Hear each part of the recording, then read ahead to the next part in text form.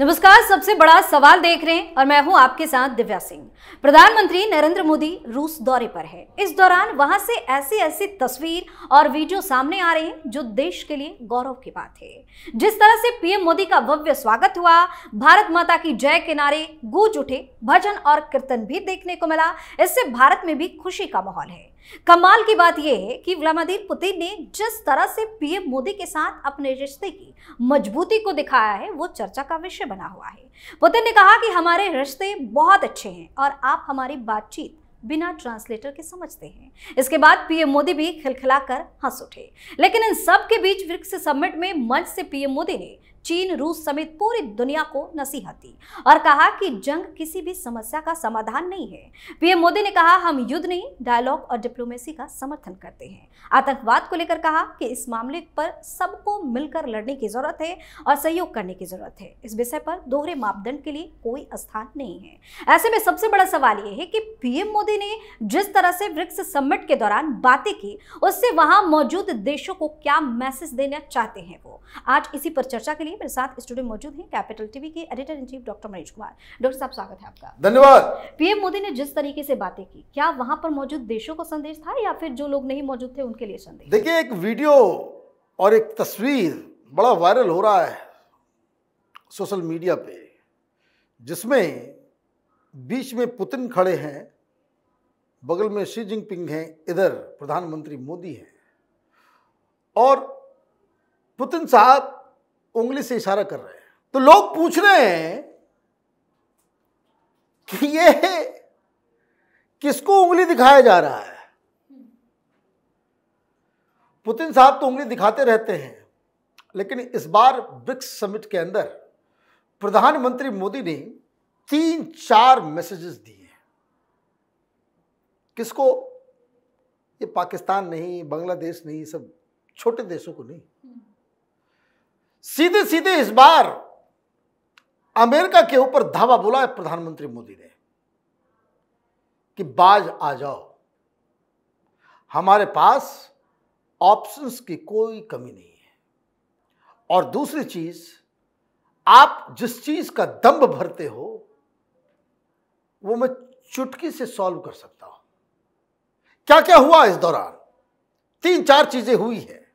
पहली, जो सबसे इंपॉर्टेंट और अहम, वो ये कि चीन के साथ बॉर्डर डिस्प्यूट्स जो अभी चल रहा था गलवान के बाद से, वहां समझौता हुआ। चीन ने भी माना, हिंदुस्तान ने भी माना कि 2020 से पहले जो पेट्रोलिंग राइट्स थे, जिसकी जो जगह थी, जिसका जो स्थान जहां था, वो हम वापस स्टेटस को पे चले जाएंगे। मतलब हम लोग प्री गलवान फेज में चले गए। मतलब अभी चीन के साथ हमारे बॉर्डर के ऊपर अब बहुत ज्यादा तकरार की कोई दरकार नहीं है। ठीक। और यही एक तगड़ा बहाना था कि चीन उधर बहुत सारे आर्मी को ला रहा है, ये कर रहा है, वो कर रहा है, इसलिए अमेरिका जो है दबाव देता कि हम तुम्हारे साथ हैं, तुम चीन के साथ अकेला मत समझो।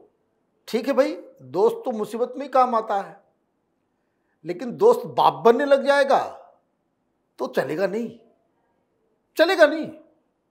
आपने अभी अफगानिस्तान में जो बवाल मचा, अफगानिस्तान में अमेरिकन से मुंह छुपा करके भागे हैं, मुंह छुपा करके भागा ये लोग, अपने हथियार भी नहीं ले जा सके। किसके साथ डील कर रहे थे आप? पाकिस्तान के साथ। हमको इन्वॉल्व किया? नहीं किया। अभी क्या अफगानिस्तान में स्थिति? अफगानिस्तान में स्थिति यह है कि पाकिस्तान को अफगानिस्तानियों ने किक आउट कर दिया है। फिर हिंदुस्तान वहां पे जो है एक ऐसे पोजीशन में आ गया जो अमेरिका भी कभी नहीं था। फिर आपने क्या किया? हिंदुस्तान के मित्र शेख हसीना के गवर्नमेंट को आपने गिरवा दिया और आप हिंदुस्तान से ये मदद मांग रहे हो कि चीन को दुश्मन बता करके, मैंने ऐसा ठीक बन के चीन का डर दिखा करके आप हमसे गलत काम करवाना चाहते हो? नहीं होगा।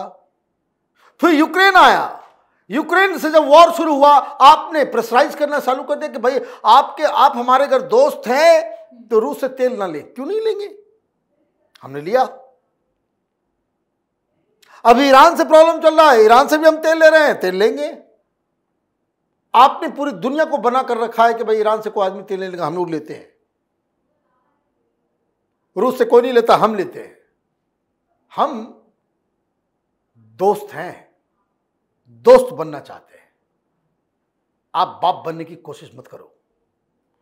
हम कोई कनाडा नहीं है जो तुम्हारे कहने के ऊपर उठेंगे, तुम्हारे कहने पे बैठेंगे। हम कोई नाटो के हिस्सा नहीं है, हम नहीं, हमें आपकी सिक्योरिटी की आवश्यकता है। ये मैसेज चला गया। अभी आप देखिए ये लोग क्या कर रहे थे। एक तो प्रधानमंत्री मोदी से दिक्कत है इन लोगों को। ये अमेरिका वालों की एक आदत है कि जहां इनके मन की सरकार नहीं होती, इनके फॉरेन पॉलिसी को आगे पोसने वाले, पालने वाले लोग कहीं सरकार में नहीं होते, उसको तहस नहस करते हैं। इमरान खान गया इस चक्कर में, शेख हसीना गई। आप ये मिस्टेक मत करना कि हिंदुस्तान में भी आप ऐसा काम कर सकते हो। दे नो इट कि मोदी को उस तरह से बर्खास्त नहीं किया जा सकता। तो फिर आपने क्या किया? दबाव डालना शुरू किया। ये क्यों राहुल गांधी गायब हो जाता है, अमेरिका जाता है तो किससे मिलता है? क्यों मिलता है? व्हाइट हाउस के लोगों से, पेंटागन के लोगों से, एजेंट्स ऑफ रिजीम चेंज करने वाले लोगों से क्यों मिलते हो भाई? दलाली करने के लिए वहां पे। और वो फेमस याद नहीं है भाई, अमेरिका कुछ नहीं करता, हिंदुस्तान में डेमोक्रेसी खतरे में आ गई, प्रधानमंत्री मोदी जब से आए हैं, आप हमारी मदद कीजिए। ये देश तब तक गुलाम हुआ है जब देश के अंदर में मीर जाफर जैसे लोग रहे। तो वर्तमान में भी मीर जाफर है, लेकिन वो रोल मिल नहीं पा रहा है। अंदर से तो चाहत बहुत ज्यादा है मीर जाफर बनने की, गद्दार बनने की, लेकिन गद्दार बनने के लिए भी कैलिबर चाहिए ना। उस लायक भी नहीं है ये लोग। तो आपने क्या किया? एक तो अपना जो प्रॉक्सी जो बना रखा है वो कनाडा, ट्रूडो, वहां का पप्पू। या अमेरिका वालों को हर जगह पप्पू मिल जाते हैं, हर जगह पप्पू कोई ना कोई मिल जाता है। तो कनाडा वाला पप्पू जो है उसने स्टार्ट किया। अब तो खबर भी आ रही है उल्टी पुल्टी कि सरकार की घोषणा से पहले वॉशिंगटन पोस्ट को वहां का एनएसए ने, वहां के विदेश मंत्री ने वॉशिंगटन पोस्ट को जो है वो इंफॉर्मेशन दे दिया कि हम ये करने वाले हैं। बड़ा बवाल मचा। उसका इस्तीफा होना है। ट्रूडो ज्यादा दिन तक रुकेगा नहीं, टिक नहीं पाएगा, वो सा उसका थू थू हो रहा है वहां पे। तो आपने एक टेररिस्ट की मौत को बहाना बना करके हिंदुस्तान को घेरने की कोशिश की। और देखिए दलालों को जो इंडिया में बैठे हुए हैं, ये कांग्रेस पार्टी ये कह रही कि हमारे ऊपर बड़ा, ये बहुत बेइज्जती की बात है। अरे वो क्या खेल कर रहा है और तुम लगे दलाली करने के लिए विदेशी एजेंट बन करके। इन लोगों को जरा सा भी सेंस नहीं है कि हिंदुस्तान को घेरने की कोशिश की जा रही है और तुम जो है उसी विदेशी एजेंट्स और विदेशी मीडिया और उसके साथ जाकर के खड़े हो जाते हो। तो कनाडा तो चला नहीं, तो अमेरिका ने तमाशा शुरू कर दिया कि देखो तुम्हारे कोई एजेंट है, वो हमको, हमारे कोई विकास यादव है जेल में, यहाँ तिहाड़ जेल के अंदर, और उसको कह रहे भाई वो प्लान कर रहा था कि हमारा सिटीजन, अच्छा ये सिटीजन हो गया तुम्हारा पन्नू, पन्नू सिटीजन है तुम्हारा, तो टेररिस्टों को सिटीजनशिप तुमने क्यों दिया? जो रोज आजकल धमकियां दे रहा है फ्लाइट को उड़ाने का। अमेरिका में एक धमकी मिल जाती है ना, हवाई जहाज में ब्लास्ट होना है तो पैंट गीले हो जाते हैं इन लोगों के, और आप इस तरह के धमकी देने वालों को ओपन सपोर्ट कर रहे हो आप यहाँ पे। और आप ये कह रहे हो कि भाई हमको एक्स्ट्राडाइट करो, ये करो। इंडिया ने पहले, प्रधानमंत्री मोदी ने रूस जाने से पहले समझाया भी, पिछली बार भी मना किया जा रहा था प्रधानमंत्री मोदी को कि चुनाव जीतने के बाद आप मत जाइए वहां। प्रधानमंत्री का नथिंग डूइंग। तुम लोगों ने मुझे हराने के लिए हिंदुस्तान के चुनाव में अमेरिका ने जो गंदगी फैलाई है, ये भी खुलासा होगा, डोंट वरी। और किस किस पार्टी ने, किस किस मीडिया हाउस ने, किस किस दलालों ने कितने कितने पैसे खाए, ये भी खुलासा होगा। आगे आगे देखते जाइए क्या होता है इस देश के अंदर में। तो आपने जो है वो सीधा सीधा कनाडा के जरिए नाम अमित शाह करवा रहे हैं, तो हिंदुस्तान ने भी 26 लोगों की लिस्ट दी थी। तो वह 26 आतंकवादी जो हैं, जो हिंदुस्तान में आकर के मर्डर वर्डर करके भागे हैं, उनको आप अमेरिका में रखे हुए भेजो इधर।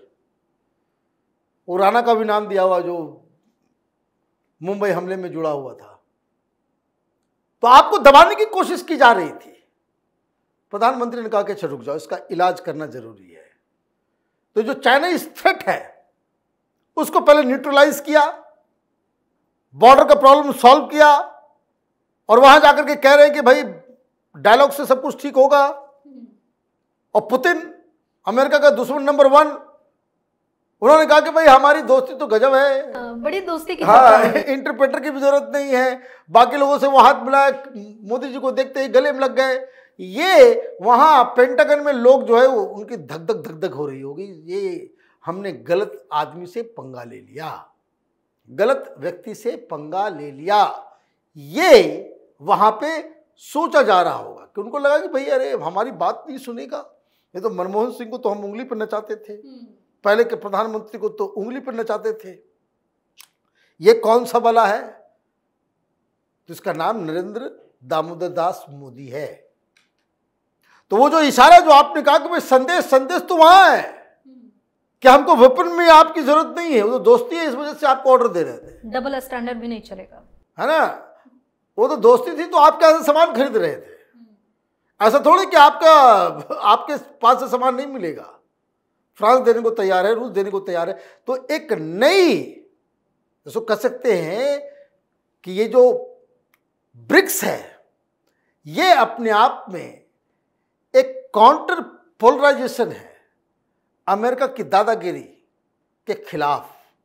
क्या आप देखिए प्रधानमंत्री ने भाषण में क्या कहा? उन्होंने कहा कि देखिए 30% इकोनॉमी जो वर्ल्ड बिजनेस है उसके ऊपर हम लोग बैठे हुए हैं।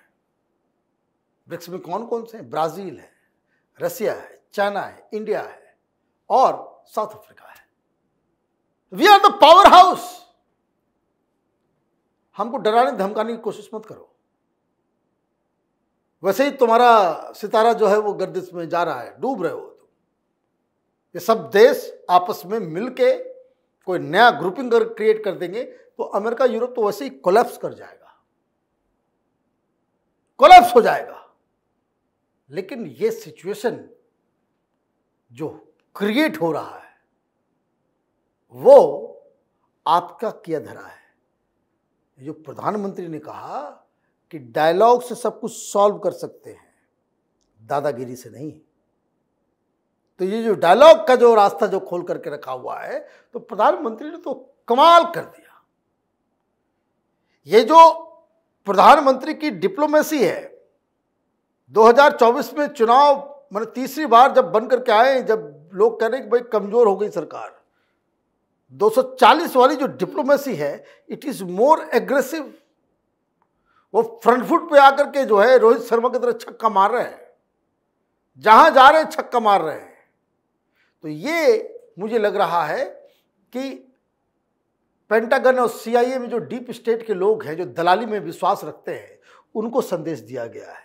प्रधानमंत्री की ऑफिस से बार बार कहा भी जा रहा है कि चुनाव होने दो, ट्रंप साहब आ गए तो फिर उसमें कुछ बदलाव होगा। अदरवाइज ये जो है, जो प्रधानमंत्री ने लाइन लिया है, इस पे हर हिंदुस्तानी को गर्व होना चाहिए। बहुत बहुत धन्यवाद सर तमाम जानकारी के लिए। धन्यवाद। तो रूस दौरे पर गए पीएम मोदी का जलवा बरकरार है, चाहे पुतिन से दोस्ती निभाने का अंदाज हो या फिर बाकी देशों को कड़ी चेतावनी देने की बात हो, हर मुद्दे पर पीएम मोदी ने अपनी एक अलग पहचान बनाई है। और शायद यही वजह है कि कई देशों के बड़े बड़े लीडर भी पीएम मोदी का लोहा मान चुके हैं और कुछ देशों के नेता उनकी जमकर तारीफ करने से पीछे नहीं हटते। सबसे बड़ा सवाल में आज के लिए इतना ही। अगर आपने अभी तक हमारे चैनल को सब्सक्राइब नहीं किया है तो सब्सक्राइब कर लीजिए, हमारे वीडियो को लाइक कीजिए, शेयर कीजिए, हमारे वीडियो पर कमेंट करके जरूर बताएं कि आपको हमारी खबर कैसी लगी। धन्यवाद।